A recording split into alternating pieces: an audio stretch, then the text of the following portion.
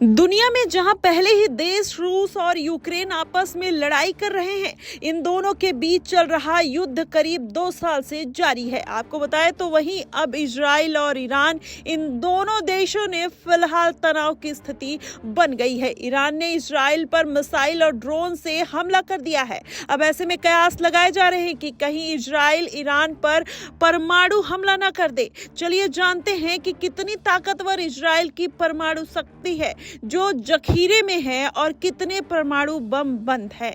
अगर सभी एक साथ छोड़ दिए जाएं तो फिर उनका नतीजा क्या होगा।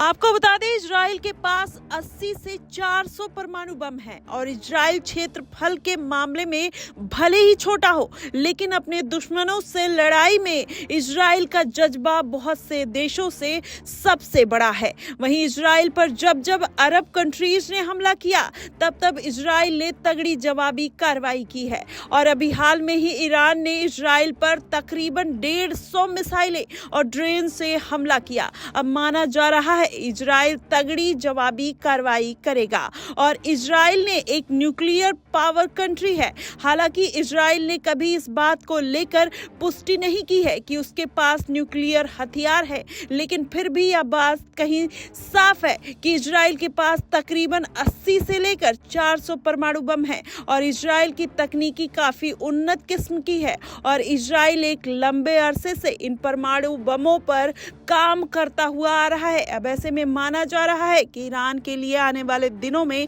मुश्किल खड़ी हो सकती है। वहीं आपको बता दें, परमाणु बम की तबाही का अंदाजा बस आप इस बात से लगा सकते हैं कि मात्र 2 परमाणु बमों ने जापान के 2 शहर नागासाकी और हिरोशिमा को पूरी तरीके से तबाह करके छोड़ दिया। ऐसे में इजराइल के पास 80 से ज्यादा बम है। इजराइल ने अगर इन सभी को परमाणु बमों को एक साथ किसी देश पर दाग दिए तो यकीनन दुनिया के नक्शे से उस देश का नाम मिट जाएगा और एक देश ही नहीं बल्कि आधी से ज्यादा दुनिया इस हमले से प्रभावित हो सकती है। अब ऐसे में देखना होगा कि जिस तरीके से ईरान लगातार इजराइल पर हमले कर रहा है, ऐसे में इसका नतीजा क्या होता है। ईरान के पास इतने ज्यादा हथियार नहीं है कि वो इजराइल का सामना कर पाए, लेकिन आने वाले दिनों में जैसी घटनाएं घटी हैं, वैसे में माना जा रहा है यूक्रेन और रसिया, यूक्रेन एक छोटा सा देश होकर